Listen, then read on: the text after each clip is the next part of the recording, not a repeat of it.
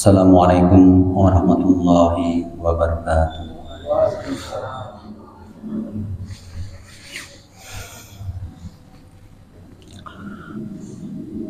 Alhamdulillah, alhamdulillahi rabbil alamin, wa bihi nasta'inu ala umuri dunya waddin, wassalatu wassalamu ala arsalil mursalin. Asyhadu an la ilaha illallah wa asyhadu anna Muhammadan abduhu wa rasuluh. Raditu billahi rabba wa bil islami dina wa bi Muhammadin wa rasulah.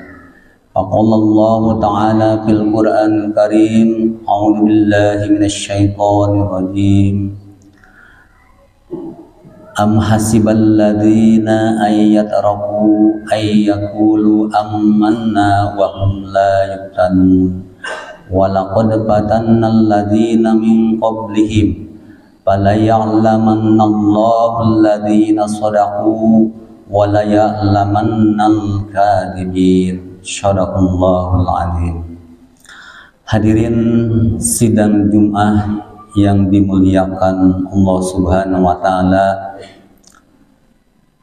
Alhamdulillah, pada kesempatan ini kita masih diberikan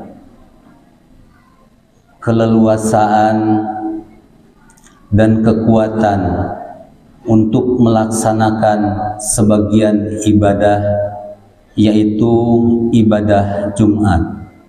Mudah-mudahan kita semua dalam melakukan ibadah tersebut atau aktivitas yang lainnya senantiasa Allah mencatat untuk kita semua sebagai amal soleh di hadapan Allah Subhanahu wa ta'ala. Amin ya Allah ya Rabbal alamin.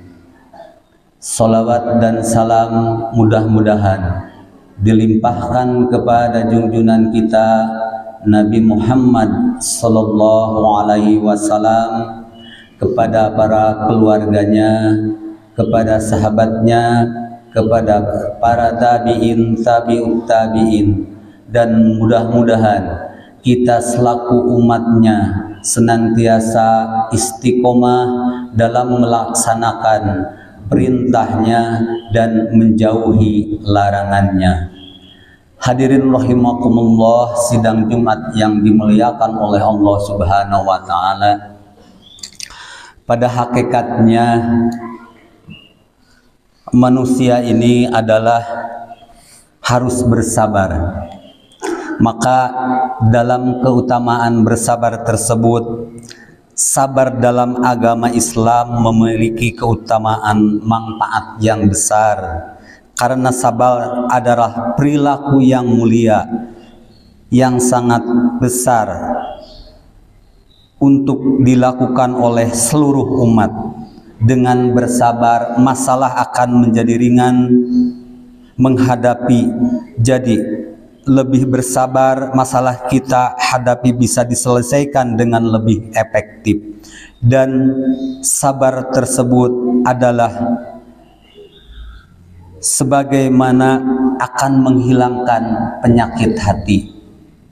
Bagaimana menghilangkan penyakit hati? Salah satu contoh, misalkan ketika ada yang membangunkan sebelum subuh, baik itu azan awal, baik itu membaca Al-Quran.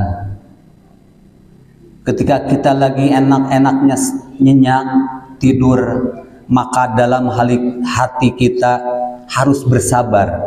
Bukan ada rasa dengki atau jenuh, sekalipun benci untuk mendengarkan ayat Al-Quran. Jadi disinilah hal yang paling dianggap kecil, tapi jangan sampai mempunyai hati yang qalbun marid. Qalbun marid yang artinya ada penyakit. Padahal ketika seseorang membangunkan, kita harus bersyukur masih ada orang yang membangunkan untuk kita bersiap-siap melaksanakan sholat subuh. Sudah sewajarnya karena kita sudah berjanji kepada Allah Subhanahu wa Ta'ala di dalam suatu doa, sebagaimana raditu billahi robba, bahwa kita ridho bahwa Allah itu Tuhan kami, wabil islami dina, bahwa Islam itu agama kami.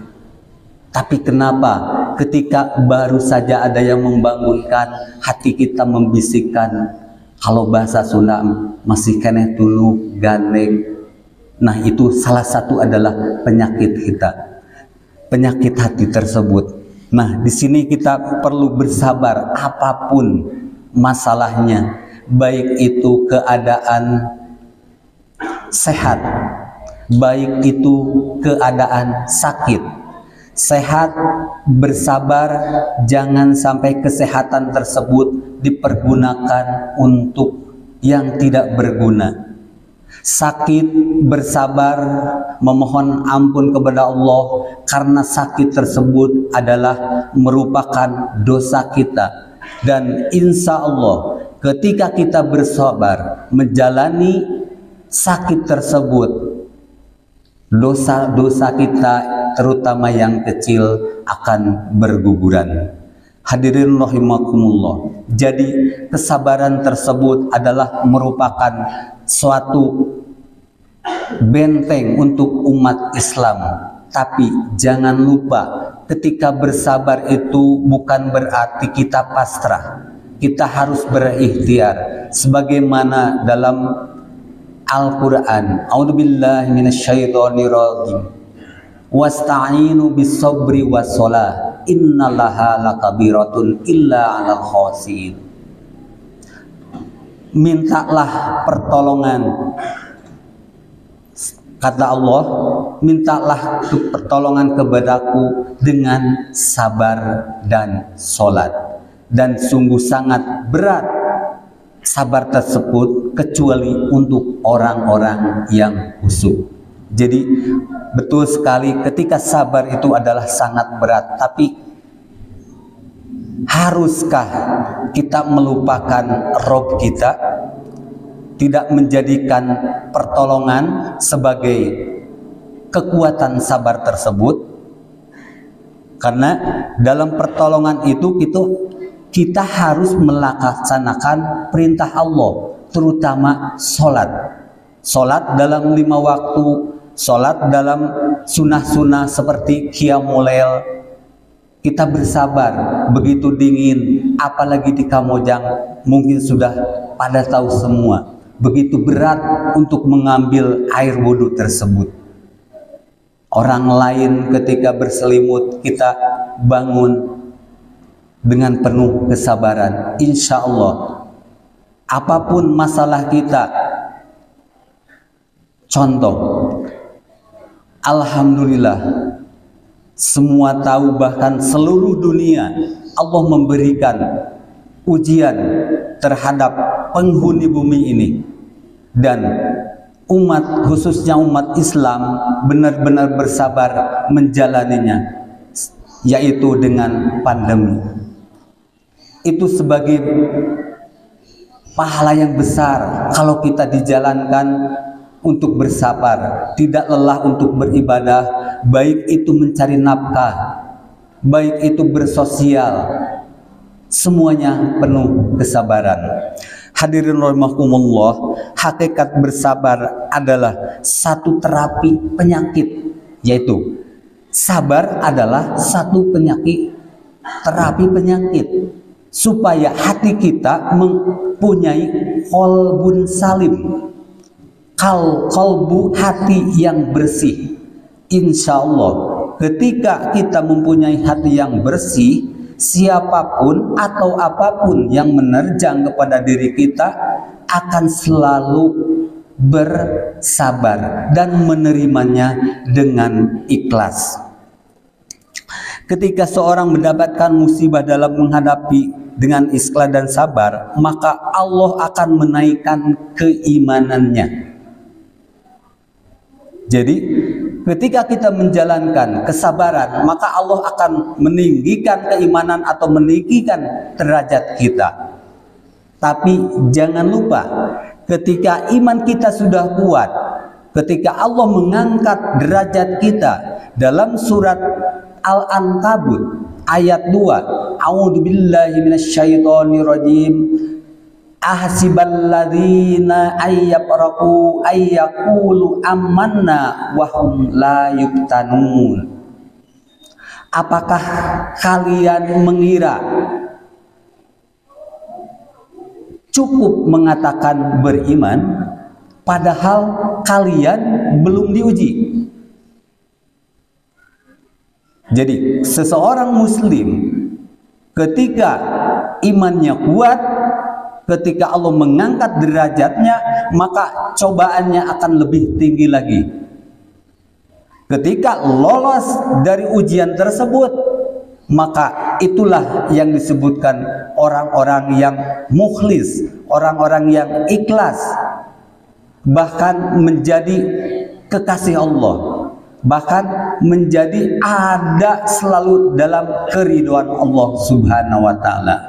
Hadirin rahimakumullah, dalam kesempatan ini kami sebagai khatib mengajak, dan bukan untuk memberikan atau memberitahu bahwa kami sudah bersabar, tapi kita semua berusaha untuk menjalankan. Ketika Allah mengujinya, kita sama-sama bersabar, baik itu dalam keluarga, baik itu dalam tetangga, baik itu dalam teman perusahaan, atau dalam bermasyarakat. Jadi semuanya adalah penuh kesabaran. Kita kasih nasihati kepada teman-teman untuk mengajak amal ma'ruf nahi mungkar, tapi teman kita malah meledek. Kita harus bersabar. Tidak ada rasa dendam. Bahkan telah dicontohkan oleh Rasulullah, jangankan orang Islam, sekalipun orang Yahudi, Rasulullah menyuapi, bahkan meludahi, menghina, karena tidak tahu itu Rasulullah, karena dia seorang mimaktum, seorang buta, maka tetap menghina, tapi Rasulullah tetap sabar. Maka disebut kesabaran tidak ada batasnya. Hadirin rahimakumullah, mudah-mudahan ketika kita berada dalam Islam, agama Islam, jangan sampai kita pilih-pilih. Pilih-pilih dalam arti bahwa ayat ketika diperintah aqimus sholat, kita sholat, akim zakat, waktu zakat, kita mengeluarkan zakat. Tapi ketika ada teguran bahwa kita harus bersabar, kita tidak bersabar. Karena dalam Islam, kita harus masuk Islam secara gamblang, secara utuh. Udhulu fi simil kafah. Jadi tidak dipilih-pilih dalam Islam. Seluruh aturan-aturan yang ada dalam Al-Quran dan As-Sunnah, maka kita harus melaksanakan sesuai dengan kemampuan kita. Barakallahu li wa lakum.